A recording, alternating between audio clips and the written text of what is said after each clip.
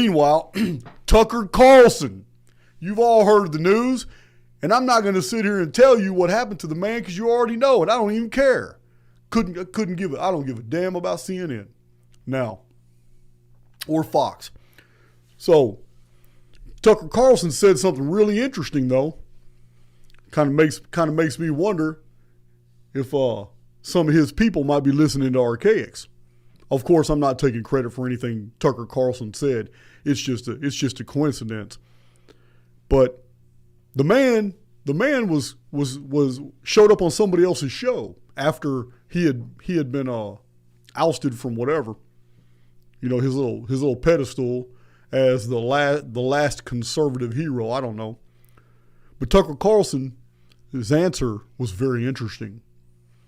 And he said, listen, whatever you do in life, do not throw away your hardback books.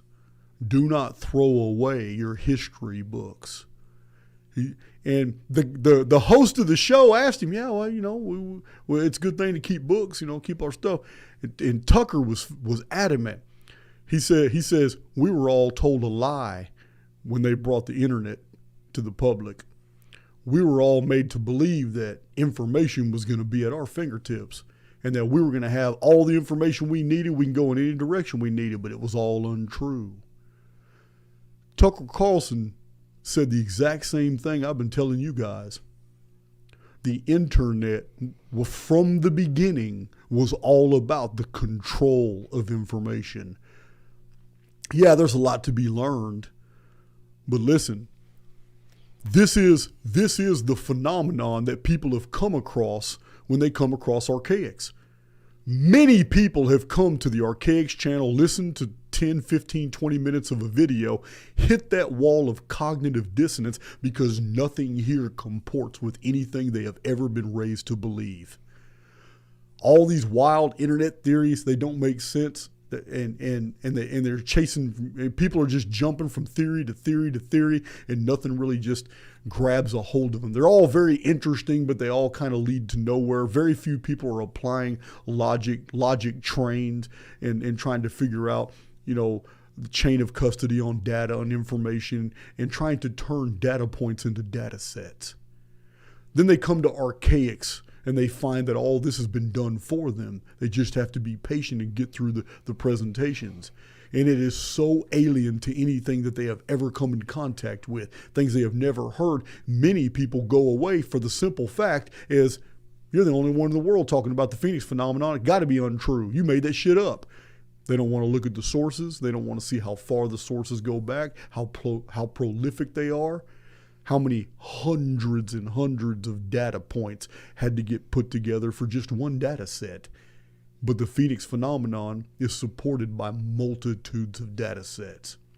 So, and it's not only the Phoenix phenomenon, there's many other topics that we discuss in Archaics, and they're all interrelated.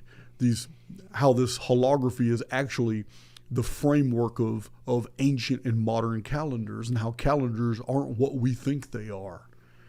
So how all these calendars were brought into existence in retrospect, and there are none that actually started on their year one dates. No, they're all started way later and then backdated to an approximate date when the people employing that calendar believed a certain event occurred.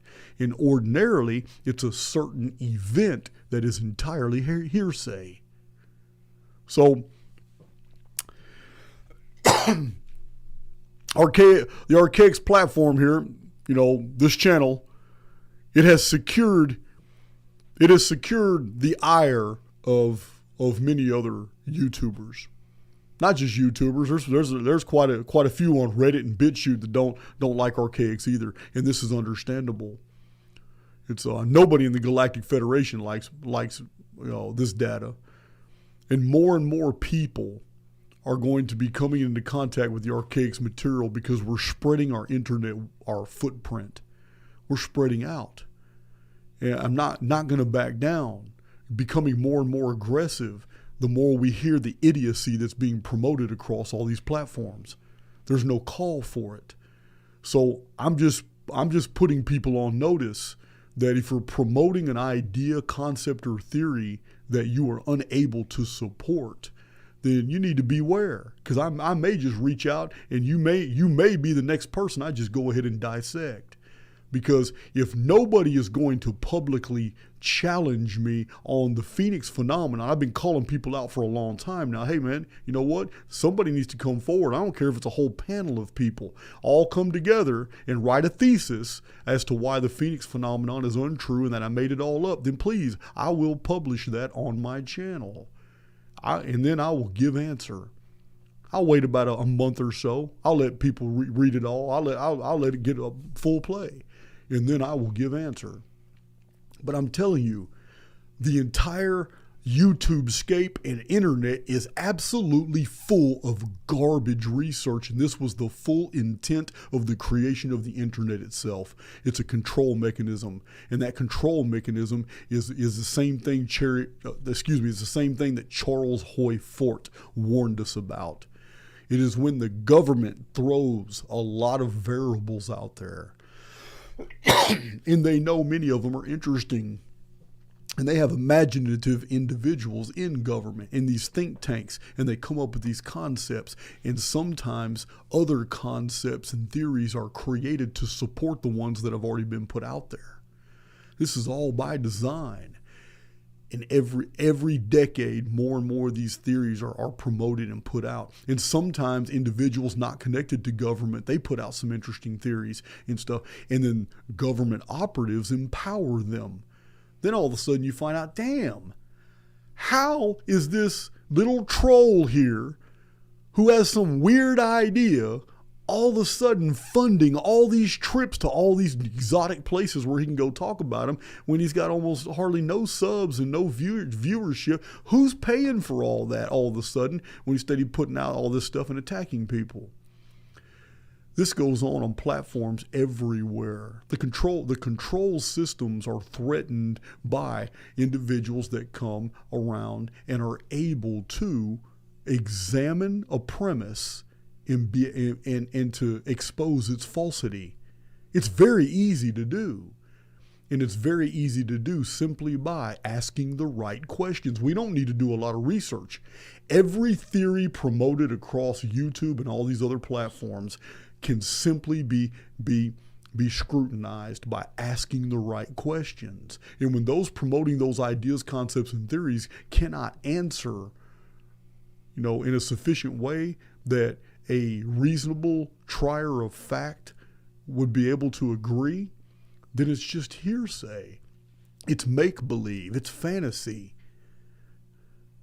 It's like believing in 7,000 invisible cloaked ships of the Galactic Federation just waiting on Trump's call. They're just waiting. They've been in orbit since 2020. They're just up there floating around, hiding behind the moon, waiting for Donald Trump to give them that signal, the bat signal, so they can go into full scale drop ships, drop shuttles, Independence Day all over again. You don't see Galactic Federation stuff is starting to get kind of fade away on YouTube, or they've all blocked me and I no longer see any of their videos. I used to see their videos all the time until I started mentioning them. Then also, I think maybe all those hosts of those channels probably started blocking me, and now I just don't see any of their videos pop up anymore. But it's a ridiculous theory. It's adult fantasy, and it's something that you need to divorce yourself from if this is anything that you've entertained. I have received emails from a few of the Palladians that are part of the Galactic Federation. This is a true story. Take that for what you will. Yeah, there's one of them that just vehemently attacks me. I don't even care. But yeah, it's some of these theories are just so ridiculous, and attacking someone personally, is far beyond what is necessary if you want to critique their theory. But this is what goes on. People have their egos invested in the very things they promote on these platforms, and it's not necessary. So it's one of the things we're moving forward that we're going to do. It was actually Justin's idea, the 1902 database. Yeah, he brought that up at the Yes, barbecue it's the other day. we had a get together. Everybody in the Archaics team, we all went to Barry's place and we had a barbecue and we did a video and all just basically we're bouncing ideas and giving progress reports because we're all involved in different projects. Everybody has their assignments this past, since the meetup, and going into this month, everybody's just working on different projects. And one of the things that came up that I want to do is a 1902 archive. We're going to set it up on a website somewhere. I don't know where. Maybe it's going to be mine. It's going to be interactive, but there's too much data on 1902. We cannot ignore it.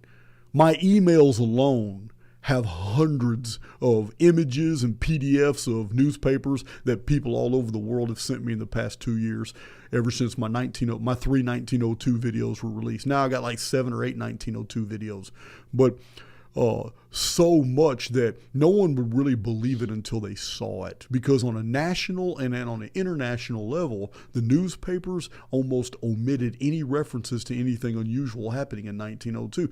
And yet a lot of the archives for 1902 are missing, as I've demonstrated in my videos.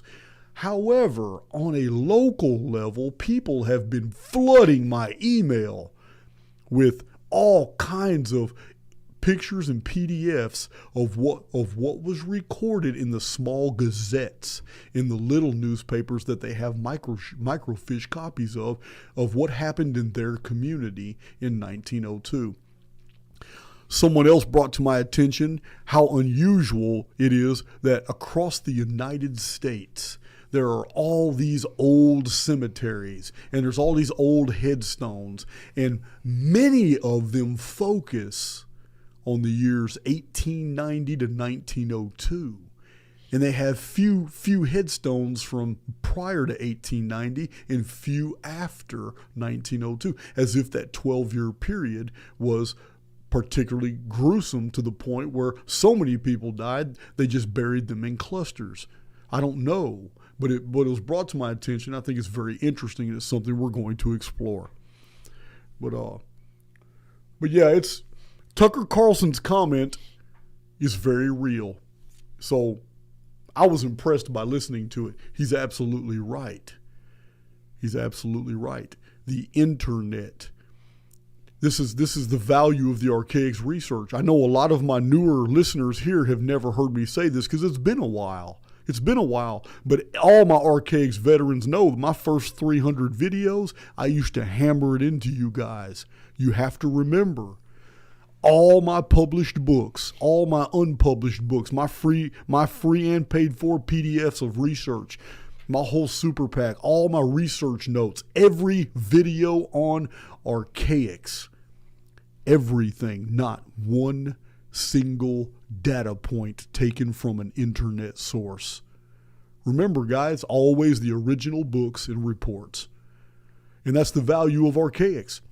This is why what you find in Archaics when I am describing historical events like 1347, you've heard every theory in the world. You guys have heard every theory in the world before I ever even got out of prison.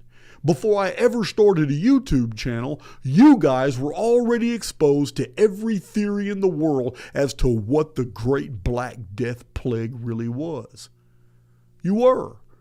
And then you watch an Archaics video and you hear something totally new.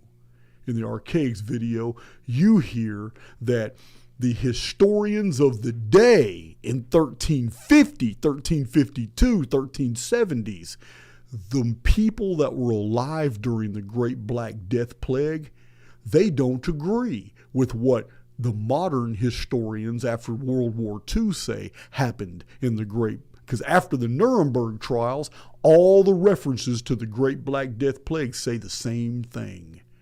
They say that infected rats on ships from China and India entered the European ports, and the plague spread like wildfire from the coast to the interior. That is not what the historical record says in the 14th century AD. In the 1300s, those historians said that all over Europe, people saw strange cigar-shaped objects floating through the sky, and out of their bellies they issued forth a putrid mist. And that mist got whole communities sick deep in the interior of Europe. Not on the coastal cities and ports. No. And in other eyewitness reports, cigar-shaped objects appeared in the sky and their bellies opened. And out of their bellies fell to the ground the chopped up, decomposed, putrid body parts and bones of all different kinds of forest animals. As if something scooped up a whole bunch of forest animals in one area, compressed them in a chamber, chopped them up like a blender, and then let them putrefy for weeks in that contained environment. And then, when it was sufficiently poisoned enough, turned it into a mist and sprayed Europe. Or dumped the plague-borne body parts all over a forest area near a town.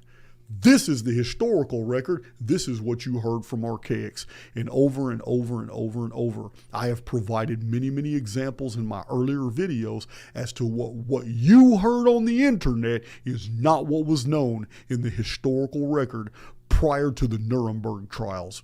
The publications after the Nuremberg trials are fundamentally different to what was published before.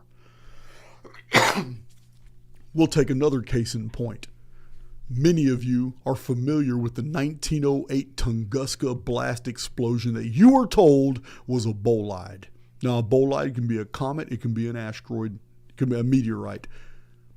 But that's not what it was. But this is what you're told in all the ancient mysteries books, all the modern mysteries books, all the unsolved mysteries, all across the ancient alien spectra. Everything tells you that this was some type of natural object that came in and just detonated and blew up. But that's not what the eyewitnesses saw.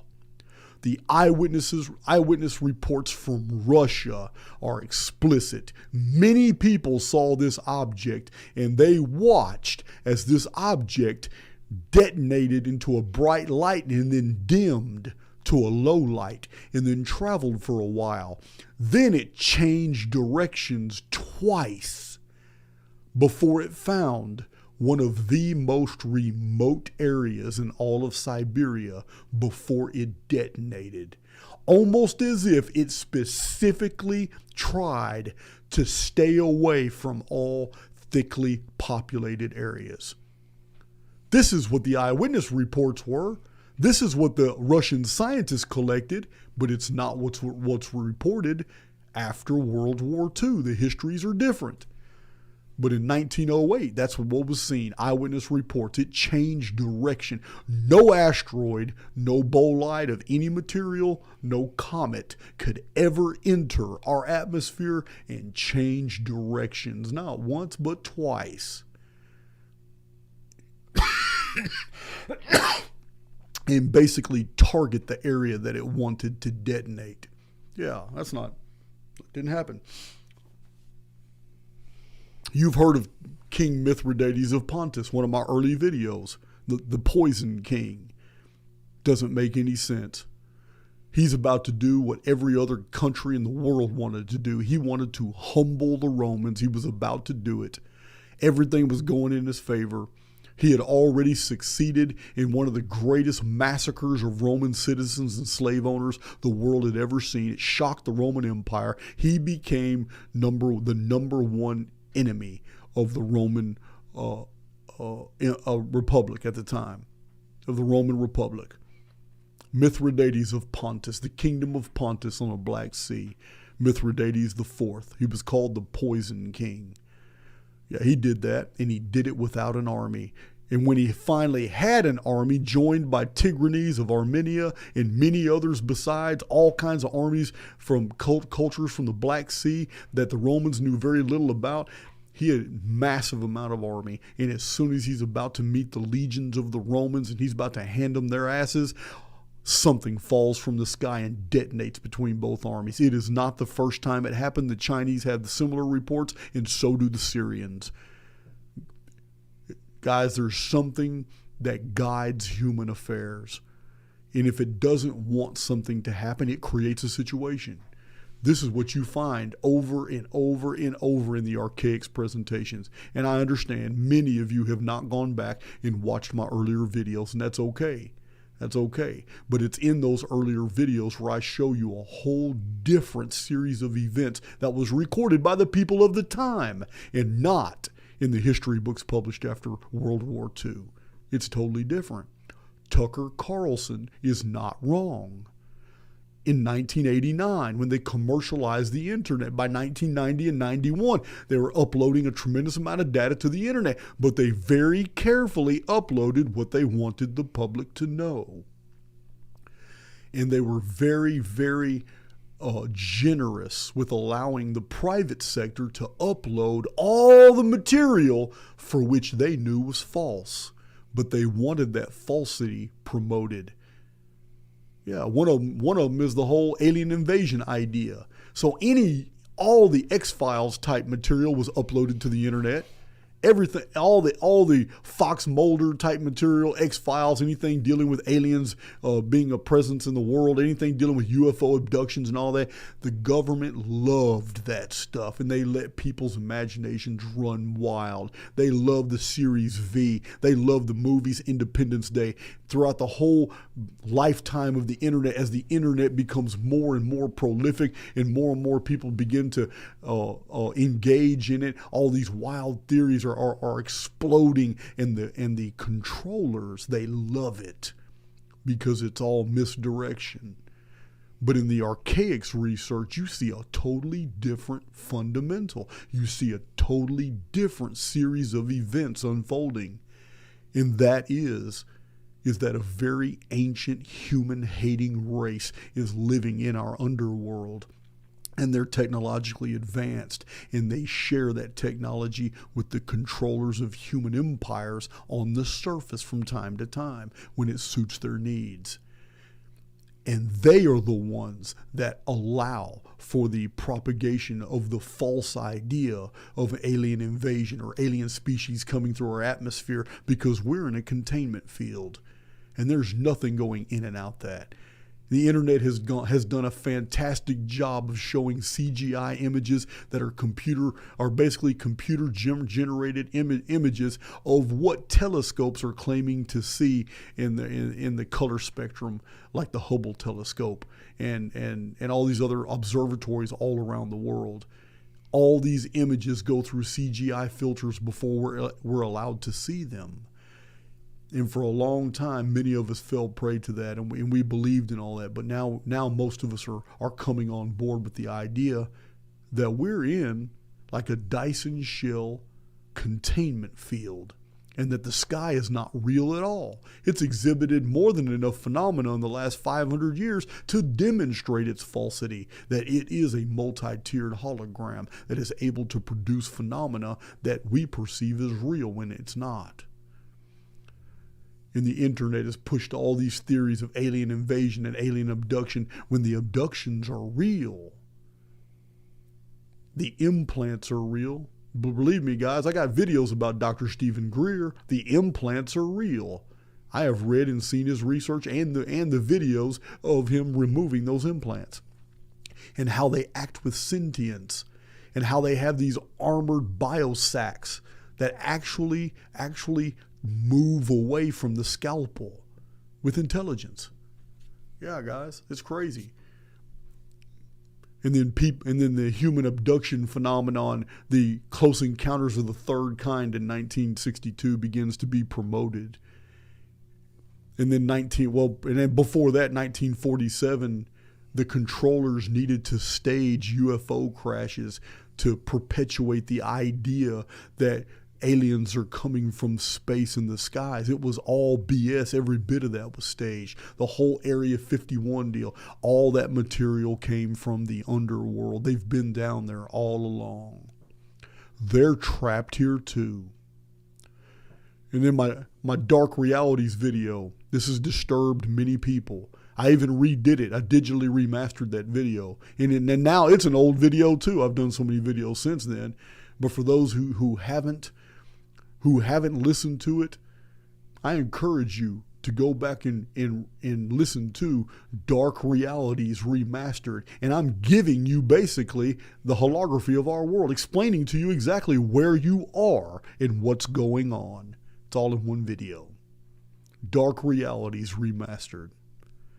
So Tucker Carlson reveals a shocking truth. Keep your old books because they're the only thing that's real. Internet. Total control of information. Remember, guys, I've already told you, I found, and I've showed you, I have found a few instances where the books after World War II don't say the same thing as the books prior to World War II. Tucker Carlson's not lying. Internet was designed to control information, not to disseminate it. I mean, think about it. Every time Jason releases a video, if the word Anuna or Anunnaki's in it, what does Wikipedia do? YouTube puts a wiki link. Yeah, they're always trying to control the narrative, trying to control the information. They like to put those tags under there because the collective, when they come across those videos, they see that tag under the video and automatically dismiss it as bullshit. That's why it's there. That's why they put those there. It's like a stop sign. You don't need to see nothing here. It's all bullshit. And they move on. That's the intent.